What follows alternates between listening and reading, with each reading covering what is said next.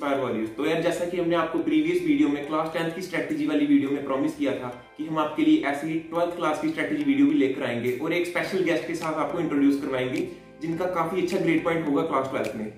तो यार आज हमारे साथ कार्तिक शर्मा ऊपर जी तो बने ही हैं, ये अपने सब्जेक्ट्स के डोमेन के बारे में आपको बताएंगे और जो हमारे स्पेशल गेस्ट है उनसे भी हम इंटरेक्शन करेंगे कि कैसे आप क्लास 12th को जो रिमेनिंग मंथ्स हैं आपके उसमें आप अच्छा स्कोर कर पाते हैं प्रिपरेशन से।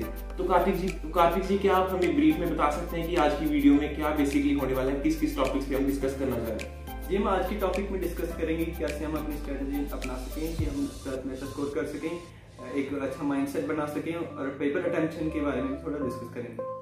ठीक है, तो इन्होंने काफी ऐसे ब्रीफ में बता दिया और ट्रस्ट मी अगर आप इस वीडियो की स्ट्रेटजी को रियली फॉलो करते हैं तो आने वाले 3-4 मंथ्स में आप एक अच्छा स्कोर जरूर परफॉर्म कर पाएंगे। तो चलिए समय आ चुका है कि हम आज के अपने स्पेशल गेस्ट को इंट्रोड्यूस करवाएं। तो welcome back again guys, keeping our promise intact. आज हमारे साथ हैं खुशी महाजन, क्लास 12th की topper, Saint Francis higher secondary school से इन्होंने अपनी एजुकेशन कंप्लीट की है। इनके क्लास 12th में है 98%, जो परसेंटेज काफी बच्चों के लिए ड्रीम ही रह जाता है, इन्होंने वो करके दिखाया है। और क्लास 12th की बात नहीं है, चाहे आप बात करें क्लास 8th की, 9th की, 10th की, 11th की, 12th की, ये हमारे क्लासमेट रह चुके हैं और हमने इन्हें कंसिस्टेंटली एक ही स्कोर मेंटेन करते देखा हुआ है। तो आज इन्हीं से इनका एक्सपीरियंस जानेंगे, इन्हीं से जानेंगे इन्होंने अपनी कैसी प्रिपरेशन की थी और इनकी क्या स्ट्रैटेजी रही थी और इनका माइंडसेट जो भी इन्होंने पेपर के लिए दिया था। तो यार चलिए शुरू करते हैं इंडिविजुअल सब्जेक्ट्स पर आते हैं। सबसे पहले हम शुरू करेंगे केमिस्ट्री इनका स्ट्रॉन्ग जोन है क्योंकि करंटली ये ऑनर्स केमिस्ट्री कर रहे हैं दिल्ली यूनिवर्सिटी हंसराज कॉलेज से। तो केमिस्ट्री में काफ़ी बच्चों को प्रॉब्लम्स भी फेस करनी पड़ती है, इन्हीं से जानेंगे कैसे माइंडसेट बनाया कि ये केमिस्ट्री को टैकल कर पाए जो कि काफ़ी बच्चों को मुश्किल लगती है। तो खुशी बताइए। जैसे उन्होंने कहा कि सबसे मुश्किल सब्जेक्ट होता है केमिस्ट्री, एंड केमिस्ट्री में सबसे मुश्किल सब्जेक्ट ऑब्वियसली ऑर्गेनिक लगती है। फिजिकल फिर भी कर लेते हैं एंड इनऑर्गेनिक भी हो जाती है, बट सबसे मुश्किल होती है रिएक्शंस, कि हम रिएक्शंस कैसे याद रखें। एंड इवन 12th में मोर देन 500 रिएक्शंस हैं जो बहुत मुश्किल होता है हम सबको याद रखने के लिए। सो स्टार्टिंग विद ऑर्गेनिक, हम ऑर्गेनिक की बात करें तो ऐसे 60% सिलेबस है तो आपके लिए इतना मुश्किल नहीं है क्योंकि मोस्टली क्वेश्चंस ऑर्गेनिक के आते हैं। लॉन्ग आंसर्स में देखें तो ऑर्गेनिक इंपॉर्टेंट है एंड ऑर्गेनिक में चैप्टर्स देखें तो एमाइंस पढ़ लें, एल्डिहाइड्स के बारे में पढ़ लें, बायोमोलिक्यूल्स के बारे में पढ़ लें। जो मेन चीज़ है बायोमोलिक्यूल्स तो सबसे इंपॉर्टेंट चैप्टर होता है। And then we talk about inorganic में सबसे इंपॉर्टेंट चैप्टर पी ब्लॉक, जिसमें मैक्सिमम नंबर के लॉन्ग क्वेश्चंस आते हैं। एंड बात करें शॉर्ट वेरी शॉर्ट, उसमें रीजनिंग आती है, वो भी पी ब्लॉक से ही होती है। फिजिकल मैक्सिमम बच्चों के लिए सबसे ईजी पॉइंट होता है केमिस्ट्री में। हम लोग देखते हैं कि जो ईजी हम सबसे पहले उसे पकड़ेंगे, बट मैं मानूंगी अभी जान चल रहा है, हमारे मार्च या मई अप्रैल में एग्जाम स्टार्ट हो जाएंगे, तो आप उस चीज़ को पकड़ो जो आपको नहीं आ रही है। जैसे ऑर्गेनिक, जैसे मैंने बोला सबसे टफ सब्जेक्ट होता है एंड ऑर्गेनिक की रिएक्शंस अभी तक तो मुझे लगता है कि मैक्सिमम बच्चों को याद हो ही गई होंगी क्योंकि उन्होंने बार बार रिवाइज किया एंड आपका टाइम इवन बच्चा है इंस्टीट्यूशन जाने से, आपके स्कूल जाने से। सो आई मस्ट प्रेफर यू कि आप लोग अभी ऑर्गेनिक को ज़्यादा से ज़्यादा रिविजन दो।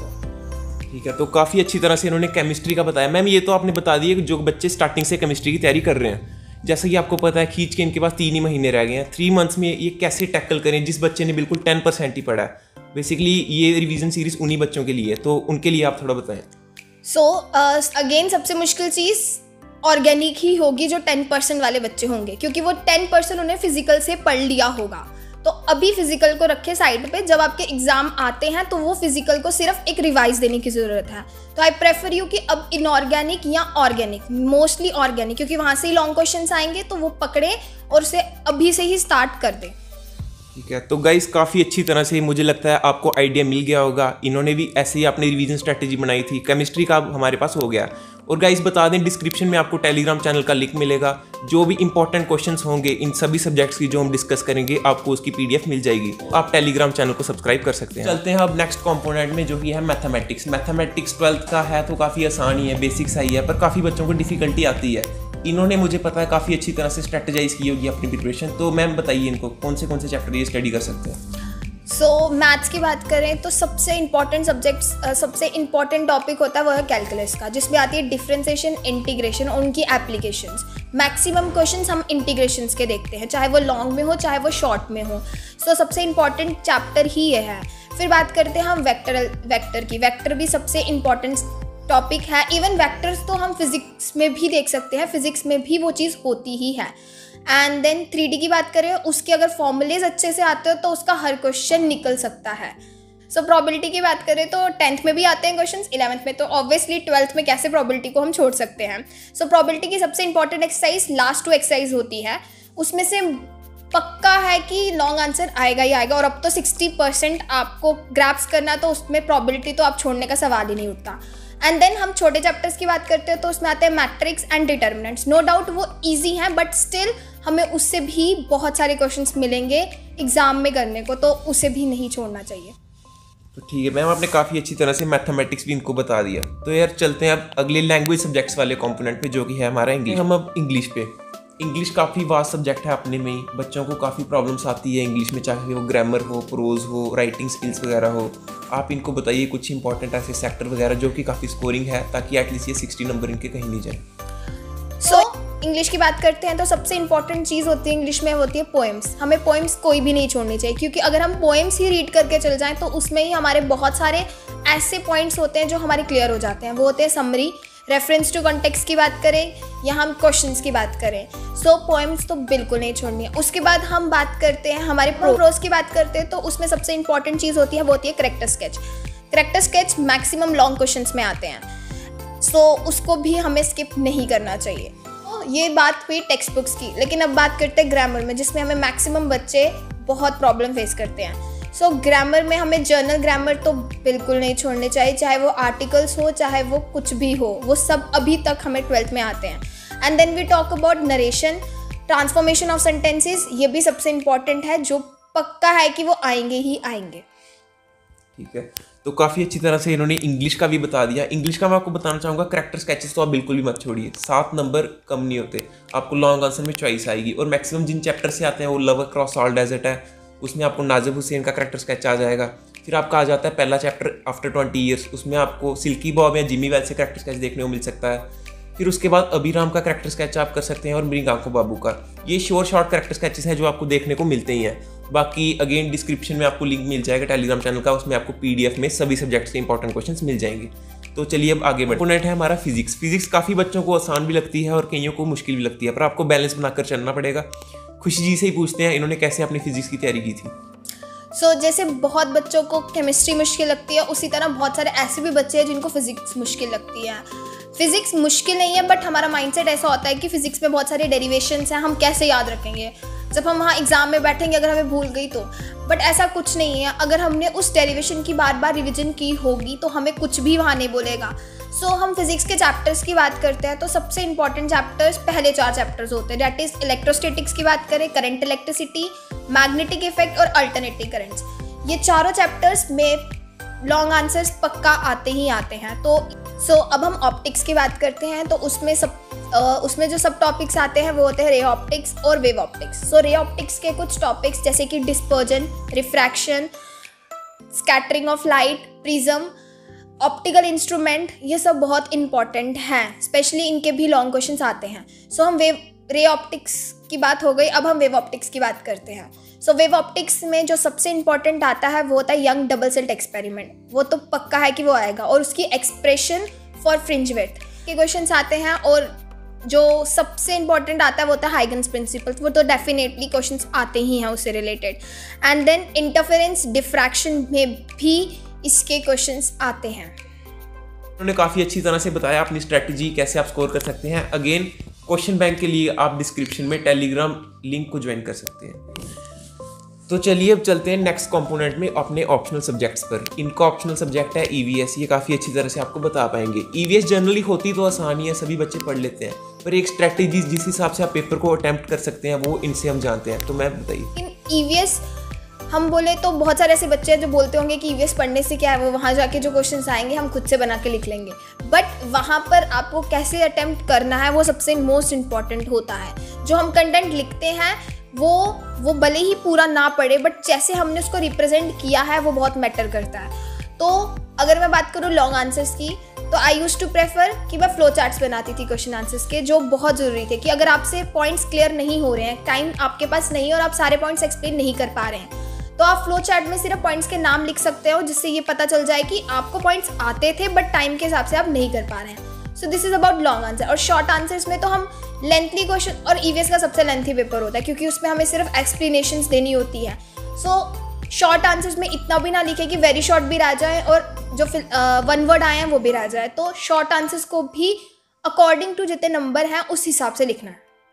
काफ़ी अच्छा इन्होंने ईवीएस का भी बताया। प्लीज़ ये नोट डाउन कीजिए, ये गोल्डन पॉइंट्स हैं। ईवीएस तो जनरली सभी पढ़ ही लेते हैं, पर जैसा कि इन्होंने बताया फ्लो चार्ट्स, डायग्राम्स, आप पेपर के ऐसा अटेम्प्ट करें कि आपके वेरी शॉर्ट भी ना छूटें एक स्ट्रेटेजाइज मैनर में, तो यही था ईवीएस का। तो ये तो था इंडिविजुअल सब्जेक्ट्स को कैसे टैकल करें। इन्होंने काफ़ी अच्छी तरह से हर एक सब्जेक्ट की अपनी स्ट्रैटेजी बनाई, सिलेबस को पूरा ओवरव्यू दिया है और कैसे आप तैयारी कर सकते हैं प्रैक्टिस के थ्रू। तो मैम सब्जेक्ट वाइज तो अब सब हो गया।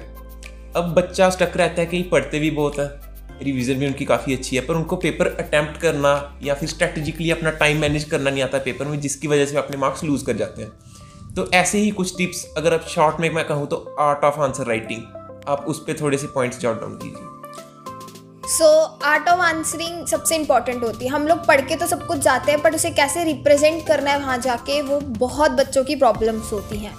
सो सबसे इम्पॉर्टेंट होता है कि आप अपने आंसर को रिप्रेजेंट कैसे करते हो। सो मैक्सिमम बच्चे सोचते हैं कि हम जितना ज़्यादा लिखेंगे उतने ज़्यादा नंबर मिलेंगे। सो लॉन्ग पैराग्राफ्स तो मैं सबसे पहले बोलूँगी कि इसे सबसे पहले एलिमिनेट किया जाए। अगर आपको आंसर रिप्रेजेंट करना है तो पॉइंट वाइज करना सबसे बेटर ऑप्शन हो सकता है लॉन्ग पैराग्राफ का।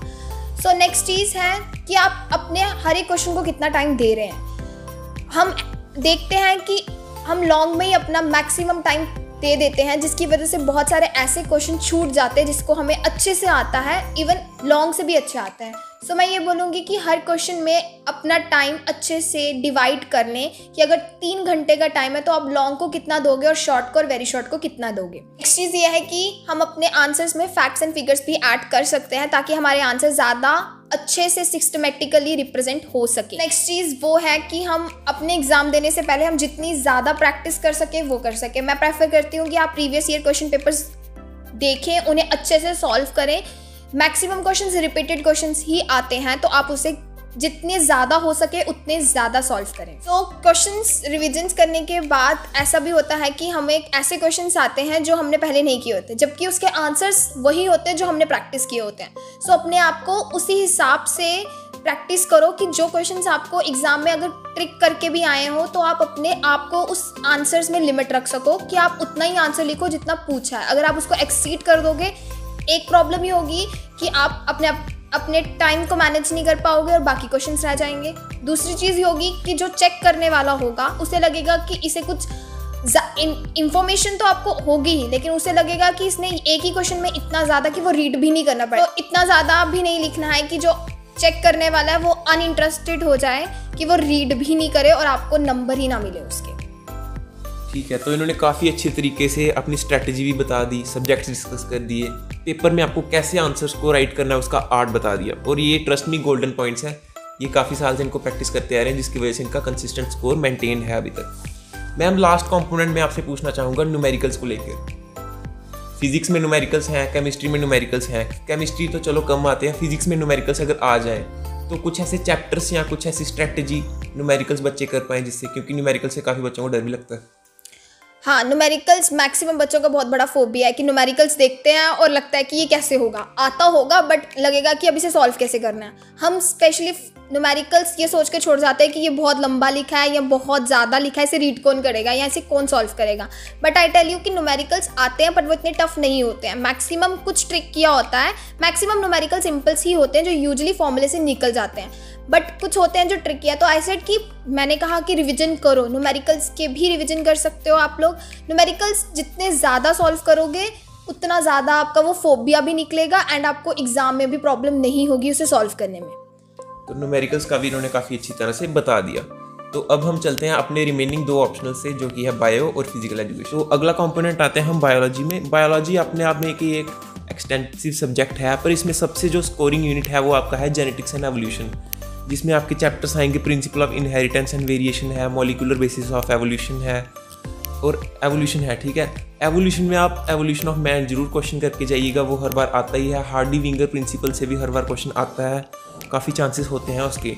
और मेंडेलियन और क्रोमोसोमल डिसऑर्डर्स तो आपको करने जाना ही पड़ेगा। वो लॉन्ग आंसर सीधा सीधा क्वेश्चन आता है उनमें से। सेक्स डिटर्मिनेशन वगैरह का भी आप देख के जाइएगा आइडिया लेके, और स्ट्रक्चर ऑफ DNA RNA भी कर जाइएगा, और ट्रांसक्रिप्शन एंड ट्रांसलेशन, ये थे इंपॉर्टेंट टॉपिक्स। और इसी में इंटरेस्टिंग टॉपिक्स हैं DNA फिंगरप्रिंटिंग और ह्यूमन जीनोम प्रोजेक्ट। ये सभी इंपॉर्टेंट टॉपिक्स हैं जो कि आप प्रिपेयर कर सकते हैं, ठीक है। और उसके बाद एक, सिंस अभी टाइम थोड़ा बचा है, सबसे इंपॉर्टेंट टॉपिक तो ये यूनिट है, ये तो आपको करके जानी पड़ेगी। और scoring as well as easy unit जो है वो है इकोलॉजी, जो आपकी बायोलॉजी NCERT के लास्ट 4 चैप्टर्स हैं इकोलॉजी के, वो काफ़ी इंटरेस्टिंग भी हैं और ईजी टू अंडरस्टैंड है, आप वो कर सकते हैं। क्योंकि उसमें बाकी तो EVS वाला ही पुराना है जो हमने 10th में पढ़ा है, जैसे पोल्यूशन है, इन्वायरमेंट है, इकोलॉजी है, और जो न्यू कंसेप्ट हैं वो है प्रीडेशन वगैरह के, पैरासिटिज्म, वो भी आप आसानी से कर सकते हैं उनमें डिफरेंसेस। तो इस तरह से आप एक हाफ पोर्शन तो बायोलॉजी का सिक्योर कर ही सकते हैं। और उसके बाद जो आपकी यूनिट है रिप्रोडक्शन की, वो भी काफ़ी स्कोरिंग है। उसमें आपको प्लांट और रिप्रोडक्शन, प्लांट से क्वेश्चन आएगा सेक्सुअल रिप्रोडक्शन का, और रिप्रोडक्शन ह्यूमन बींग्स में आएगा, गैमेटोजेनेसिस का आएगा, और वो भी आप देख सकते हैं जो हम इंपॉर्टेंट क्वेश्चंस आपको प्रोवाइड करेंगे। और एंड में बचता है biology and human welfare and biotechnology. Biotechnology में आपको करके जाना पड़ेगा जेनेटिक इंजीनियरिंग वाला क्वेश्चन, ये आप ज़रूर करके जाइएगा, ठीक है। और बायोलॉजी एंड ह्यूमन वेलफेयर में डिजीज़ कर जाइएगा, क्योंकि सिंस कोरोना वायरस न्यूज़ में था, कोरोना वायरस फैमिली का ही जो फ्लू है, राइनो वायरस है जो जुकाम के लिए है, वो इस चैप्टर में मेंशन है, तो आप उससे भी क्वेश्चन एक्सपेक्ट कर सकते हैं। बाकी डायग्राम्स पे प्लीज़ फोकस कीजिए, 5 नंबर का अगर क्वेश्चन है, और अगर आप थोड़ा भी कंटेंट लिखते हैं और डायग्राम प्रॉपर बनाते हैं फ्लो चार्ट्स के साथ, तो 4 नंबर तो आपको कहीं नहीं गए। तो बायोलॉजी आप इस तरीके से प्रिपेयर कर सकते हैं आइडिया से।